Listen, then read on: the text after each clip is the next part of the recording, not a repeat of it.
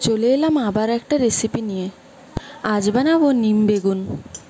একেবারে কচি কচি নিম পাতাগুলো তুলে এনেছি। এবার কচি নিম পাতাগুলোকে প্রথমে শুকনো খোলায় ভেজে নিব। দেখো ভাজা ভাজা হয়ে গেছে, এবার নামিয়ে নিয়েছি। কড়াইতে দিয়ে দিয়েছি সাদা তেল। এবার দিয়ে দিব কেটে রাখা বেগুন আর আলু। হলুদ আর লবণ দিয়ে ভালো করে ভাজা ভাজা করব। এদিকে ভাজা হতে থাক, সেদিকে ভাজা নিম পাতাগুলোকে গুঁড়ো করে নিব ভালো করে। দেখো গুঁড়ো করা হয়ে গেছে। এবার এদিকে আলু বেগুনও হালকা ভাজা ভাজা হয়ে গেছে। দিয়ে দিব এবার পেঁয়াজ কুচি আর কাঁচা লঙ্কা কুচি। এবার মাঝখানে একটু জায়গা করে নিয়েছি, সেখানে দিয়ে দিব পরিমাণ মতো তেল। তেলের উপর দিয়ে দিচ্ছি গুঁড়ো করে রাখা নিম পাতাগুলো। এবার নেড়ে চেড়ে আর একটু ভেজে নিব। ভাজা ভাজা হয়ে গেলেই নামিয়ে নিব। ভিডিওটা তোমাদের কেমন লাগলো অবশ্যই কমেন্ট করে জানাবে। ভালো লাগলে লাইক শেয়ার করতে যেন ভুলো না।